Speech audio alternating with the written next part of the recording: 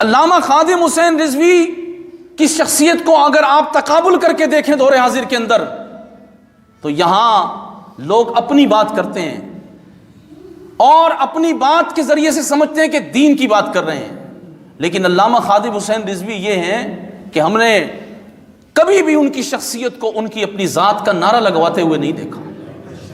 میں نے کبھی نہیں سنا انہوں نے کہا لبیک یا امیر المجاہدین کہو، سنا کسی نے؟ آپ جتنے لوگ ہیں کبھی انہوں نے کہا ہو یا ان کے کسی مرید نے یہ کہہ دیا ہو، ان کے شاگرد نے کہہ دیا ہو لبیک یا امیر المجاہدین؟ نہیں، علامہ خادم حسین رضوی نے وہ ماحول ہی پیدا نہیں ہونے دیا، وہ ماحول پیدا ہی نہیں ہونے دیا کہ کوئی ادھر ادھر کی بات کرے۔ جب بھی دین کی بات ہوتی تو ان کی صحبت میں بیٹھنے والے، ان کو سننے والے کبھی یہ نہیں کہتے لبیک یا امیر المجاہدین، وہ کہتے لبیک یا رسول اللہ۔ قوم کو کیسا نعرہ دیا کہ جس نے زندگی دے دی، کیونکہ قرآن نے فرمایا ہے نا، قرآن کا یہ فیصلہ ہے کہ رسول اللہ تمہیں زندگی دیتے ہیں۔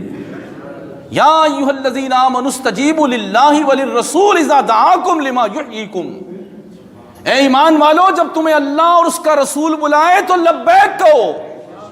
کیا کہو؟ سارے نہیں کہہ رہے۔ جب اللہ اور اس کا رسول بلائے تو کیا کہو؟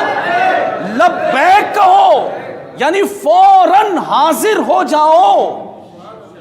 یہ علامہ خادم حسین رضوی کی تعلیمات قرآن کی روشنی میں۔ اے الذین آمنوا استجیبوا للہ وللرسول اذا دعاکم، جب تمہیں اللہ اور اس کا رسول بلا لے تو فوراً لبیک کہو۔ پھر کیا ہوگا؟ پھر کیا ہوگا؟ سنیں غور سے، کیا ہوگا؟ پھر یہ ہوگا کہ تم لبیک کہو گے لما یحییکم، پھر رسول اللہ کی برکت سے امت کو زندگی مل جائے گی۔ حضور تمہیں زندگی دے دیں گے، نبی کی زندگی سے امت کی زندگی باقی رہتی ہے، نبی کی عزت سے امت کی عزت باقی رہتی ہے، نبی کی ناموس سے امت کی ناموس باقی رہتی ہے۔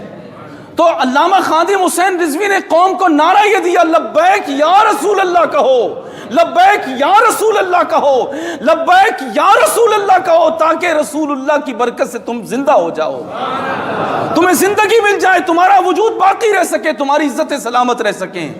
اور قسم